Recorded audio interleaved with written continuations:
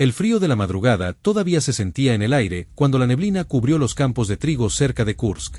Era 4 de julio de 1943, y el reloj colgado sobre el radio de campaña marcaba las 4:37 de la mañana. En un silencio casi total, los hombres escuchaban más de lo que hablaban. Y todos sabían, algo enorme estaba a punto de pasar. En el fondo de un búnker de mando, medio enterrado en el barro duro de la tierra soviética, el sargento Víktor Malenkov repasaba con la vista un mapa todo maltratado de la región. Las líneas dibujadas a mano temblaban leve con la luz débil de una lámpara. Ya se había memorizado cada marca, cada sector bajo su responsabilidad, cada posible ruta de avance alemán. El búnker olía a aceite, polvo seco y nervios a punto de reventar. «Hoy nos atacan», dijo en voz baja, casi como si la misma tierra pudiera oírlo. «Lo siento en los huesos. Kursk va a arder». A su lado, Mijail el oso Lebedev, el artillero del pelotón, afilaba una bayoneta con una calma rara, casi como si fuera un rito. El metal cantaba al rozar con la piedra de afilar, y ese sonido retumbaba como una cuenta regresiva. «Si no es hoy, no será nunca», gruñó el oso. «No reúnes más de 2000 tanques nomás porque sí. Vinieron a aplastar». Víktor asintió sin decir nada, los ojos apagados por los recuerdos de Stalingrado. Ya había oído ese mismo silencio antes. El tipo de silencio que viene justo antes de que la muerte grite. En la esquina del refugio, un operador de radio joven, recién salido de la academia en Moscú, miraba los audífonos como si esperara escuchar fantasmas. Las frecuencias estaban llenas de estática, susurros, chasquidos y un zumbido leve que parecía venir de algo gigantesco. A cientos de kilómetros al sur, en las estepas abiertas donde la niebla ya empezaba a levantarse, los motores de guerra alemanes cobraban vida. Panzerkampfwagen V-Tigers, Panzeri Versus, Elephants y toda la maquinaria blindada de la Wehrmacht estaban listos para avanzar como una muralla de acero sobre el flanco soviético. El teniente Karl Weber, comandante de uno de los Tigers de punta, salió por la escotilla del tanque para mirar el horizonte cubierto de neblina. Todavía sostenía la pequeña foto de su prometida, escondida entre las páginas de su diario de campaña. Dentro del Tiger, la temperatura era sofocante, el olor a grasa y pólvora estaba pegado a la ropa. Ahí adentro, sus hombres ajustaban los sistemas de rotación de la torre y revisaban la carga de municiones con una precisión casi mecánica. 20 perforantes, 30 alto explosivo, 2 incendiarios, reportó el artillero sin levantar la vista. Karl asintió. Su rostro joven ya se veía curtido por la tensión. Conocía los números, los mapas, las predicciones optimistas del alto mando. Pero sabía que ahí, en las llanuras alrededor de Kursk, no había garantías. Era el campo minado más grande de la historia, literal y figuradamente. «Ya se ve la primera luz del este», comentó el operador de radio. «Son las 5:10, señor. El alto mando debe estar listo para iniciar». Karl solo murmuró. «Somos acero. Ellos son carne». Pero ni siquiera él parecía creerlo ya. En el búnker soviético, el operador de radio soltó un leve jadeo. Algo había cortado el zumbido de la frecuencia, una señal clara, coordinada, repetida en varias bandas. «Sargento Malenkov, escuche esto». Víktor tomó los audífonos y reconoció el patrón de inmediato. Transmisiones de movilización, voz codificada, repetición en los canales de coordinación táctica. Eran muchas. Demasiadas. Sector sur, múltiples divisiones en movimiento. «Ya empezó», dijo el operador, con la boca seca. Víktor se puso de pie con rigidez. «Confirmen a todos los sectores. Atención total. Que empiecen los protocolos de defensa. Ya vienen. Quemen los campos, preparen las cargas antitanque y enciendan los motores de los T-34». El oso guardó la bayoneta en su funda, se quedó en silencio y se puso el casco. Por la radio, entre los chasquidos, llegó el mensaje que nadie quería oír, pero que todos estaban esperando. Blindados moviéndose en masa. Fase 1 de la ofensiva confirmada. Impacto estimado en menos de 2 horas. Repito, ya empezó. El suelo empieza a vibrar. Las ratas huyen de los campos. En el horizonte lleno de neblina, el sonido de cientos de motores rompe la mañana, y el infierno de Kursk comienza a levantarse. La luz del amanecer se deshacía poco a poco sobre las llanuras polvorientas al sur de Kursk, cuando el cielo rugió por primera vez. Eran las 5:58 de la mañana del 5 de julio de 1943, y el suelo temblaba como si el corazón de la tierra estuviera a punto de estallar. No hubo señal. No hubo advertencia. Solo la repentina y ensordecedora sinfonía de la artillería alemana abriendo fuego, miles de bocas llameantes escupiendo acero y muerte sobre las trincheras soviéticas. El sargento Víktor Malenkov casi se va de bruces cuando su T-34 se sacudió con el impacto cercano de una bomba. Dentro del tanque, el aire era espeso, sofocante, impregnado de aceite, sudor y pólvora. Afuera, el paisaje se convertía en un infierno de cráteres humeantes y llamas arrastrándose por el pasto seco. La ofensiva alemana había comenzado, y venía con todo. «Cierren la formación. Mantengan 50 metros de distancia», gritó Víktor por la radio, el cable chispeando entre sus dedos sudorosos. «Fuego de contención en el flanco oeste. Ya».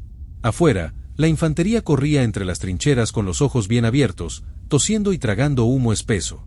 Una columna de tanques soviéticos avanzaba con dificultad, sus cascos cubiertos de lodo y ramas secas usadas como camuflaje, inútiles ahora, bajo la luz siniestra de las trazadoras cruzando el cielo. Fue entonces cuando Víktor lo vio. A unos 200 metros, un T-34 aliado, recién salido de mantenimiento, intentaba retroceder. No tuvo chance.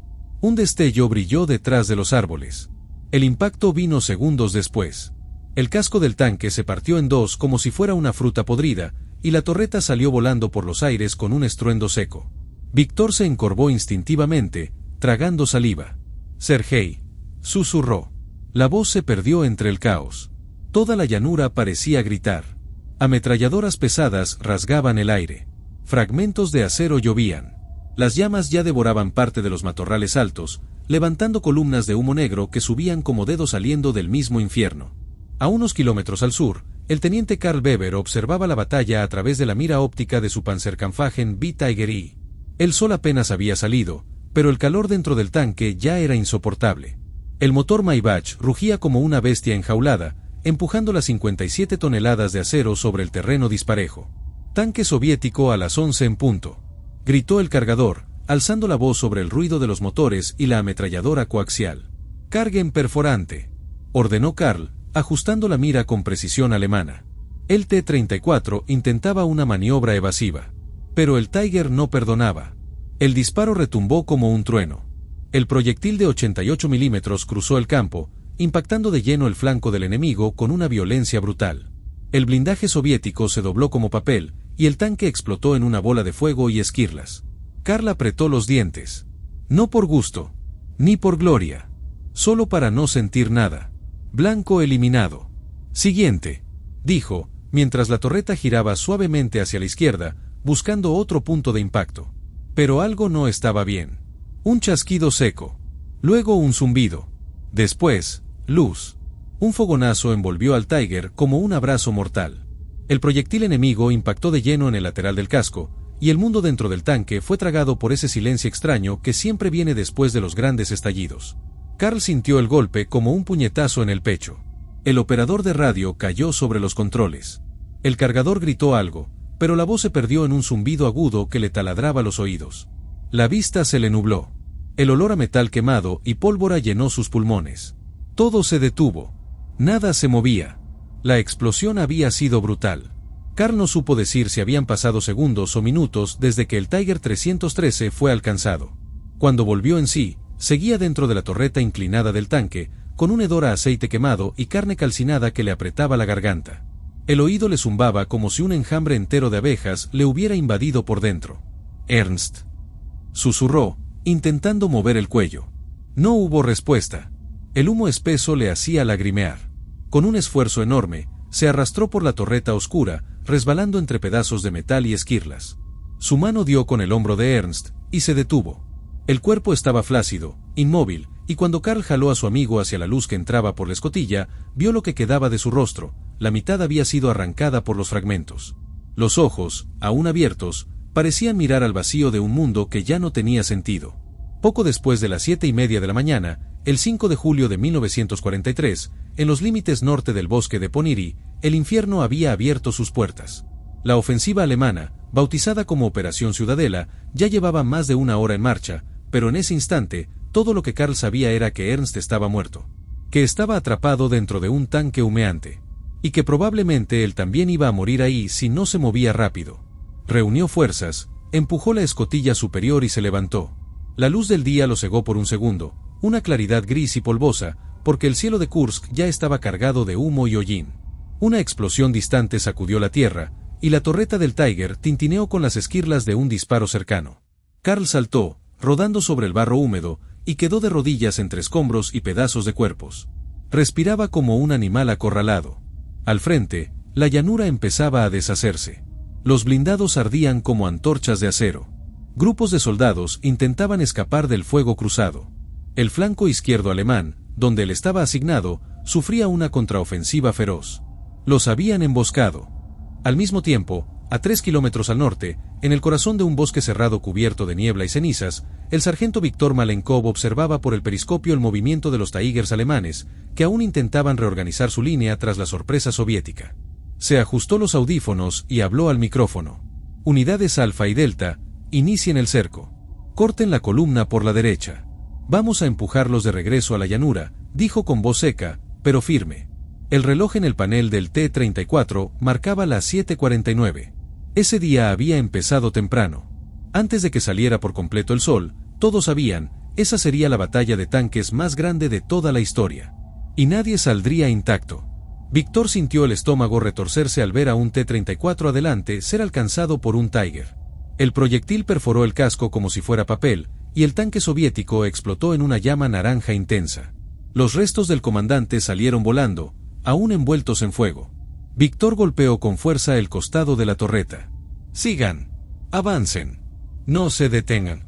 Las orugas trituraban ramas, huesos y metal mientras los tanques soviéticos salían de la cobertura del bosque. La emboscada estaba funcionando. Los alemanes no esperaban un ataque tan bien coordinado entre los árboles. Ahí, en terreno familiar, la URSS estaba clavando los colmillos. Un disparo cercano hizo temblar el suelo. Un Panzer IV intentaba retroceder, pero su torreta giraba lentamente, como si dudara. A solo 100 metros, un SIS-3 soviético camuflado disparó. El cañón antitanque partió el blindado enemigo en dos. Fuego, gritos, carne y acero. Todo mezclado. El bosque se convertía en un matadero. Víktor saltó del tanque, corriendo junto al pelotón de infantería que flanqueaba la línea alemana. La vegetación era densa, el suelo estaba empapado de lodo y sangre. Pasaron junto a un blindado destruido, su interior burbujeando con fuego. Un cuerpo colgaba de la escotilla, la mitad fuera del tanque, como si hubiera intentado escapar hasta el último segundo. Eran las 8:03 cuando Víktor escuchó el gemido. Bajo. Demasiado humano para un bosque lleno de fierros y muerte. Se detuvo. Miró al frente. Entre los restos de un cañón antitanque alemán y el cascarón de un Stu-3 volcado, yacía un soldado germano. Aún con vida. El chico tenía un fragmento de metralla clavado en el muslo, el uniforme hecho trizas y la cara cubierta de lodo y sangre. No pasaba de los 20 años. Sus ojos se cruzaron con los de Víktor con una desesperación que iba más allá de cualquier idioma. El fusil estaba lejos. No representaba una amenaza. Víktor levantó lentamente su PPSH-41. Sus dedos se apretaron contra el cuerpo del arma. El soldado alemán alzó la mano, en un gesto débil de rendición, o tal vez un ruego a la humanidad. El mundo pareció detenerse. Todo alrededor se desvaneció, los disparos, las explosiones, los gritos. Solo quedaban dos hombres, sucios y agotados, cara a cara en un bosque que parecía maldito. Y Víktor dudó. Ya no era el sargento. No era el defensor de la patria. Era solo un hombre frente a otro hombre, los dos aplastados por la guerra. Su dedo seguía en el gatillo. La mirada, clavada en aquel rostro joven, perdido, humano. Pero detrás, entre los arbustos, pasos. Sonido de botas acercándose. Otro soviético venía. Víktor sabía que tenía segundos para decidir. Si no hacía nada, tal vez el otro dispararía. Si disparaba, cargaría con esa culpa hasta el último día de su vida. El cañón de la ametralladora temblaba. Los pasos estaban más cerca. Víktor contuvo la respiración. Decidir ahora, o nunca más. El día ya había comenzado con sangre, y prometía terminar en fuego. 5 de julio de 1943, 13:11, cerca del pueblo devastado de Olkovatka, en el sector central del saliente de Kursk. El cielo, hasta entonces cubierto por humo, estalló en truenos metálicos cuando los bombarderos Stuka de la Luftwaffe se lanzaron como aves de rapiña sobre las líneas soviéticas. Las sirenas de picado aullaban sobre los árboles, un sonido que desgarraba el alma antes de romper la tierra. El rugido de los motores era como el martillo de un dios furioso, y justo después del aullido, venían los estallidos secos de bombas de 500 kilos reventando contra el suelo. Karl vio el infierno abrirse ante sus ojos. Desde el interior del Tiger 313, ya reconstruido e integrado de nuevo a la formación, observaba las columnas de blindados intentando romper el centro soviético. Los radios chispeaban con órdenes, gritos, estática. Los motores rugían, pero cada 100 metros había una trampa, minas enterradas, cañones ocultos en trincheras, T-34S camuflados tras lomas. Posiciones enemigas a 100 metros. Gritó el artillero, los ojos fijos en la mira. «Fuego directo», ordenó Karl. El Tiger rugió. El disparo sacudió el casco, y el cañón de 88 milímetros escupió fuego. Un T-34 explotó en llamas y humo negro, pero otro ya aparecía más a la izquierda. La batalla era como un baile de acero y muerte, pero sin ritmo, sin belleza, solo caos. La llanura estaba cubierta de cráteres y pedazos de vehículos, algunos todavía ardiendo, otros ya eran esqueletos retorcidos. Cuervos sobrevolaban los restos, indiferentes a los vivos. Dentro del tanque, el sudor le corría por el rostro a Karl. El calor era insoportable, y el olor a grasa, pólvora y metal le llenaba los pulmones. Cada explosión le hacía vibrar los tímpanos. Y aunque seguía disparando, algo dentro de él se rompía. ¿Cuál es el propósito de esto?, pensó. Estamos avanzando, pero ¿hacia dónde? Miró alrededor. Los rostros a su lado, antes seguros, ahora eran sombras pálidas, ojos hundidos por el cansancio. Nadie hablaba de victoria. Solo de combustible, de municiones, y de cuándo podrían evacuar a los heridos. En el flanco oriental, al mismo tiempo, los soviéticos trataban de resistir el avance desesperado de la Wehrmacht.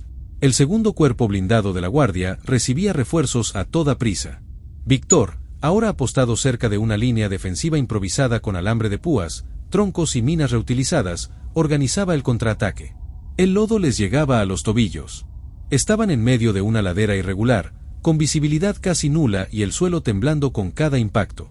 Desde el cielo, los bombardeos creaban columnas de humo de casi 20 metros. Era como si el cielo mismo se estuviera cayendo. «¡Cuidado! Zona minada», gritó Mikhail, señalando hacia la derecha, donde uno de los tanques avanzaba sin marcación. Demasiado tarde. Una explosión ensordecedora lanzó al T-34 por los aires. Los restos cayeron como lluvia negra, y Víctor sintió algo golpearle la pierna, tal vez un pedazo de oruga metálica. Cayó, pero se arrastró hasta Mikhail, que seguía de pie, apuntando hacia una nueva posición de disparo. Fue entonces cuando ocurrió la segunda explosión. Y el mundo desapareció en un destello blanco. Los oídos de Víctor zumbaban. Tenía la cara llena de tierra y sangre que no era suya.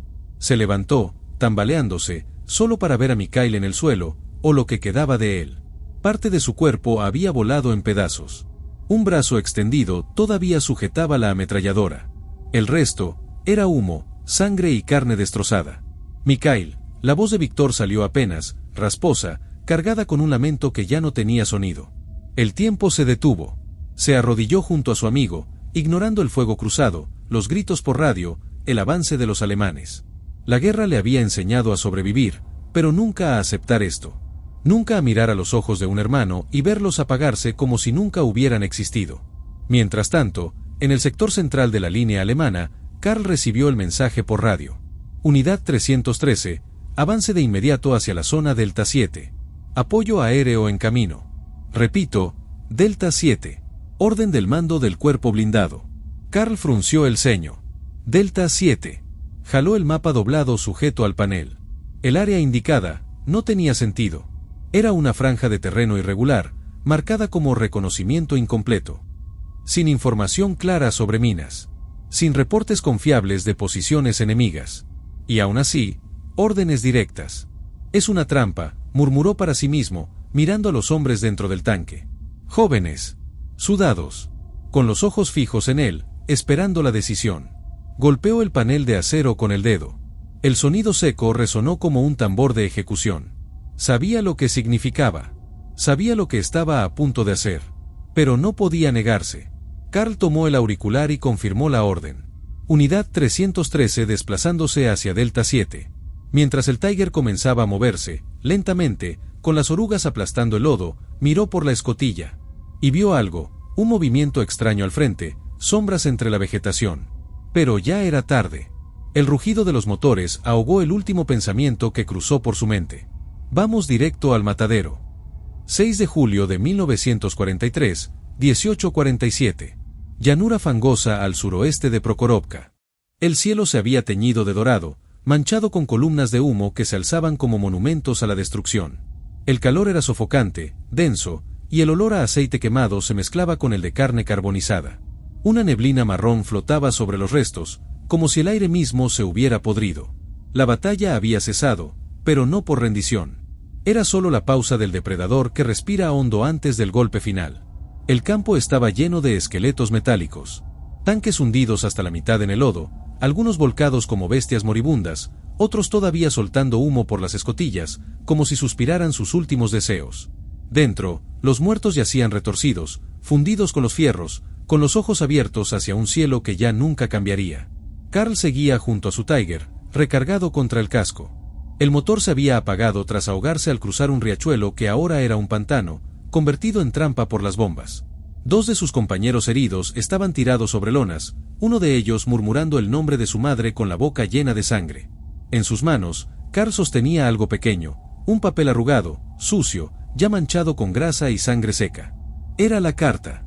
Querida Anna. La punta del lápiz temblaba. Si algún día esta carta llega a ti, es porque no regresé.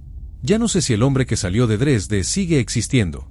Lo que vi aquí, lo que hice aquí, no cabe en palabras. Pero recuerda esto, me acuerdo de tu risa. Del olor en la cocina por las mañanas. No luché por ideología, ni por gloria, luché por volver a casa. Y, por Dios, cómo quise volver. Se detuvo. Respirar le pesaba más que el casco. Dobló la carta con cuidado y la guardó dentro del uniforme, cerca del corazón. Carl sabía que nadie la leería. Y quizás, eso era lo mejor. Al otro lado del campo, Víctor estaba sentado en silencio bajo las ramas calcinadas de un árbol esquelético. Las manos le temblaban sin control, cubiertas de sangre seca que ya no era solo de los otros. Su mente estaba lejos, anclada en un pasado que regresaba cada vez que el silencio tomaba el campo. Ahí, entre cráteres y cadáveres, él veía fantasmas.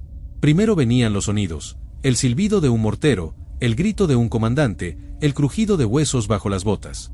Después venían los rostros, rostros que él conocía. Stalingrado. Invierno del 42. Hombres atrapados en edificios congelados, comiendo ratas y rezando por morir antes del amanecer. Rostov, Iván, Nikita, hombres que gritaban su nombre, aunque ya no tuvieran boca, aunque no les quedaran ojos. Ellos no te dejaron, Víctor, susurró algo en el viento. Llevó una mano a la sien, intentando despejar la niebla que lo envolvía. Pero no había escapatoria. Cerró los ojos, y vio a Mijail. No al Mijail muerto, sino al vivo. Sonriendo, con el cigarro colgando del labio, contando chistes sucios sobre enfermeras del frente. Lo veía con claridad, como si estuviera a unos pasos. Como si todo pudiera regresar. Perdón, murmuró. Pero no había nadie que lo escuchara. Víctor hundió la cabeza entre las rodillas. El silencio sobre el campo no traía alivio. Era un mal augurio. A lo lejos, truenos volvían a escucharse, pero no venían del cielo. Venían de los rieles, de los motores, de las columnas en movimiento.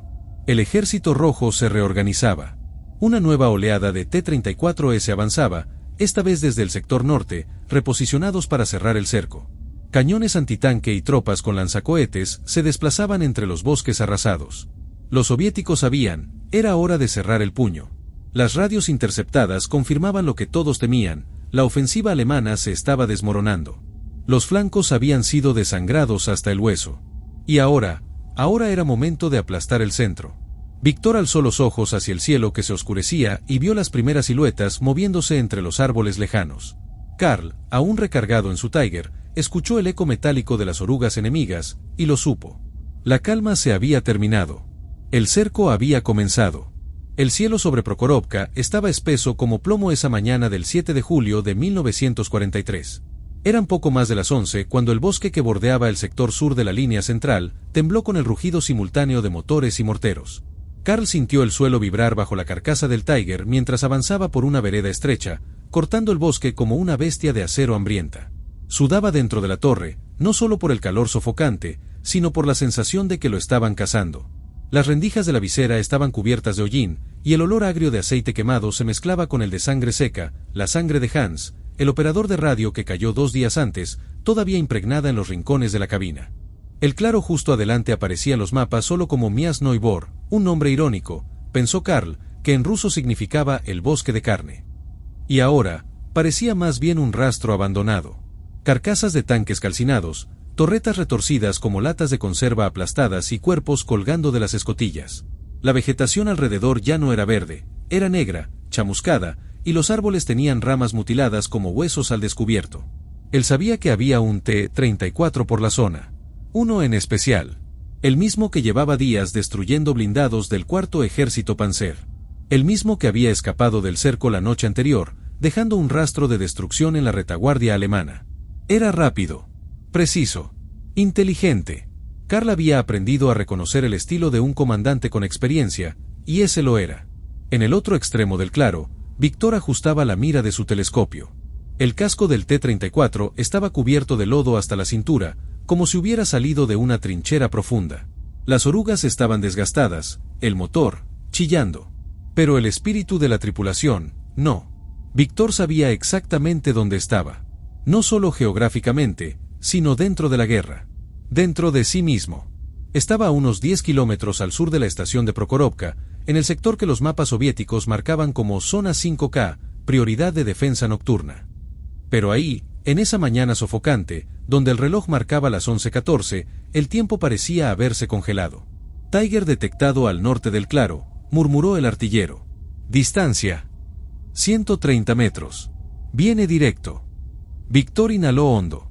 Le temblaban las manos, pero la mirada la tenía fija.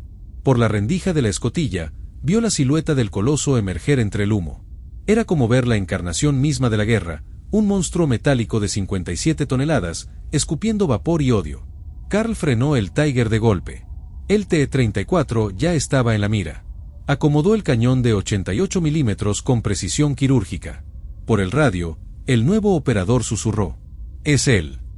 «Lo sé». Por un instante, ambos tanques se quedaron inmóviles.